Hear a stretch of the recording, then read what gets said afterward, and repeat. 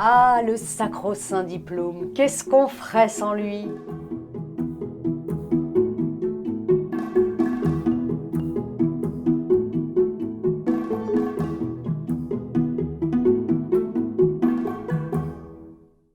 Alors, votre choix de diplôme va être soumis à 4 critères.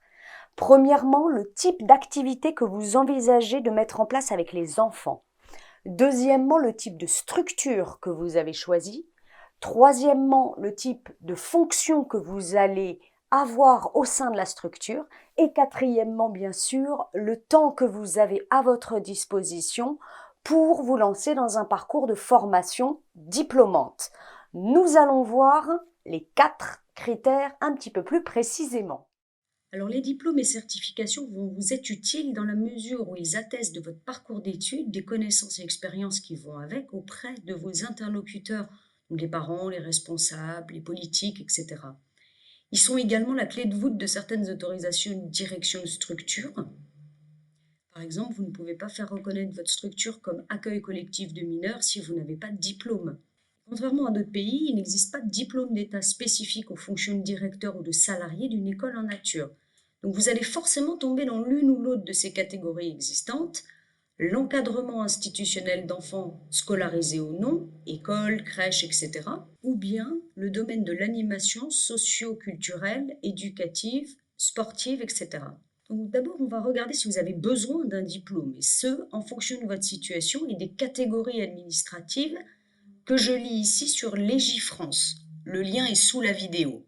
Vous êtes enseignant certifié et vous souhaitez faire classe dehors, votre CRPE, votre master, suffit. Vous voyez ici les 4 diplômes que j'ai surlignés. Si, quel que soit votre métier, vous possédez l'un de ces diplômes, au-delà du métier d'enseignant, vous n'avez pas besoin de diplôme complémentaire, ni pour travailler dans une structure qui fait de l'accueil d'enfants, ni pour la diriger. Maintenant, si vous voulez travailler au sein d'une crèche, d'une halte garderie ou un jardin d'enfants, vous avez à passer les diplômes requis pour ce type de structure et qu'elle soit ou non en plein air n'est pas un critère.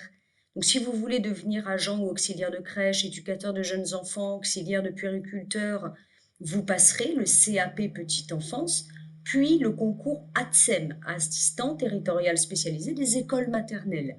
Si vous voulez devenir puériculteur, puéricultrice, vous passerez le diplôme d'état d'auxiliaire de puériculture, DEAP, pour devenir auxiliaire puéricultrice.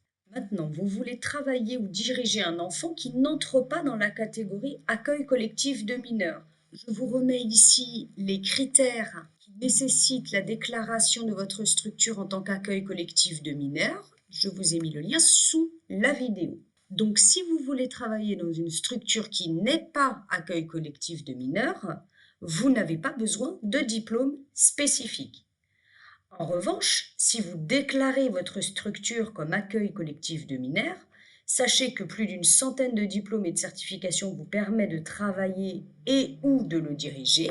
Cette liste, dont je vous copie le lien sous la vidéo, vous donnera un aperçu de l'ensemble des diplômes requis d'une part pour la direction et ensuite pour l'animation.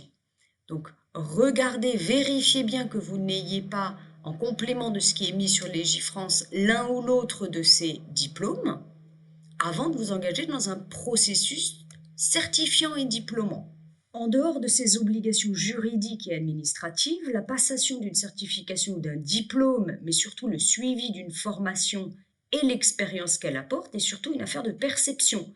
Vous sentez-vous compétente sur l'ensemble des dimensions de l'accompagnement des enfants. À titre d'exemple, personnellement, malgré mes années d'enseignement dans le primaire, un doctorat en sciences de l'éducation et l'habitude d'animer des groupes, j'ai décidé de passer le BAFA et de me faire accompagner sur le terrain par un bénévole éducateur spécialisé. Donc ça, c'est à vous de juger si vous avez envie, besoin de passer une certification ou un diplôme complémentaire à ce que vous avez déjà. L'une des formations les plus classiques est celui du brevet professionnel de la jeunesse, de l'éducation populaire et du sport, BPGEPS. Donc, il y a un diplôme d'État niveau 4, donc de niveau baccalauréat, et il peut vous donner une très bonne formation sur les métiers de l'animation nature si c'est inclus dans le parcours du BPGEPS local dans lequel vous vous inscrivez. Il vous faut, pour passer ce BPGEPS, avoir une année devant vous et ce sera une année de formation en alternance, alternant donc formation et pratique. Si vous n'avez pas le temps de suivre l'année du BPGEPS, le BAFA me semble constituer une bonne option parce qu'il donne les bases de l'animation d'un groupe d'enfants de manière concrète. Il vous confère une crédibilité auprès de vos interlocuteurs car il est largement connu du grand public. Il vous permet d'accéder en plus à des modules d'approfondissement tels que animé en nature ou animé en plein air. Donc même si vous n'êtes plus si jeune.gouv.fr, n'hésitez pas à aller faire un tour sur cette page et voir si vous trouveriez les finances et le temps pour vous inscrire sur cette formation qui reste relativement courte. Je ne vais pas détailler tous les diplômes par type d'activité que vous pouvez mener avec les enfants. En revanche, j'attire votre attention sur le fait que si vous permettez aux enfants la baignade, c'est-à-dire que vous avez une piscine ou que vous organisez des activités où vraiment la baignade va être centrale, je ne parle pas de patauger dans une flaque d'eau ou dans un tout petit ruisseau, hein, mais vraiment la baignade est proposée comme activité aux enfants. Faites attention, il vous faut absolument le BPGEPS, activité aquatique et natation, ou des équivalents, donc, ou qu'il y ait une personne qui ait ce diplôme avec vous. Faites donc attention à cela. Enfin, je vous recommande très fortement, quel que soit votre projet, de passer la certification prévention et secours civique de niveau 1. Donc c'est la protection civile qui délivre ces diplômes. Il y a plein de lieux, essayez d'en trouver un près de chez vous, que ce soit chez les pompiers ou ailleurs.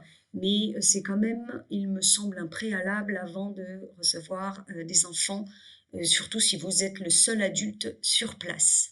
Pour finir, à part pour les contraintes juridiques et administratives que nous venons de voir, je vous conseille fortement de privilégier une formation riche en expériences de terrain. En effet, le diplôme est une chose, la formation en est une autre. Je n'en dis pas plus, nous aurons l'occasion de reparler formation très bientôt. En attendant, si vous êtes dans un cas particulier que je n'ai pas abordé aujourd'hui, n'hésitez pas à poser vos questions en dessous de la vidéo dans les commentaires, j'y répondrai avec plaisir. Par ailleurs, si vous avez des informations à communiquer ou à partager au sujet de ces questions de diplôme, n'hésitez pas pareillement à réagir dans les commentaires ci-dessous. À très bientôt sur Ma Petite Forêt.